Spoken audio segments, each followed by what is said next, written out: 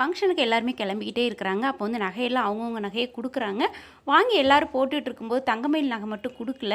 அவங்க அம்மா சொல்கிறாங்க, அவ நகையும் கொடுத்துருங்களேன் அப்படின்னா, இல்லை ராஜி போட்டுக்கிட்ட அந்த நகையை நான் வேணால் என் நகையை தங்கமயிலுக்கு தரேன்னு சொன்னது பயங்கரமாக ஷாக் ஆயிரும்.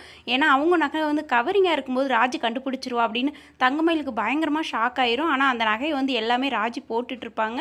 வேகமாக மேலே மொட்டை மாடியில் போய் மீனாவும் ராஜியும் ஃபோட்டோ செல்ஃபி எடுத்துகிட்டு இருப்பாங்க. அப்போ வந்து வேகமாக தங்கமயில் அவங்க அம்மாவை இழுத்துட்டு மொட்டை மாடியில் போய் இழுத்துக்கிட்டு, நீ எதுக்குமா அவங்களுக்கு வந்து கொடுத்த சாரிக்கு பின்னாடி அவங்க நின்றுட்டு இருக்கிறாங்க, ஆனால் இங்கே பேசிக்கிட்டு இருப்பாங்க, நீ எதுக்குமா இப்படி நகையை கொடுத்தா அவங்க கண்டுபிடிச்சிருவாங்க, 80 சவரனில் 8 பவுன் வந்து போலி நகைன்னு ராஜு கண்டுபிடிச்சிருவா அப்படின்னது பயங்கரமாக ஷாக் ஆயிரும். ஏன்னா புடவைக்கு பின்னாடி இருந்து மீனாவும் ராஜி அதை கேட்டுருவாங்க. உண்மை தெரிஞ்சிருச்சிங்க மீனாவுக்கும் ராஜிக்கும்.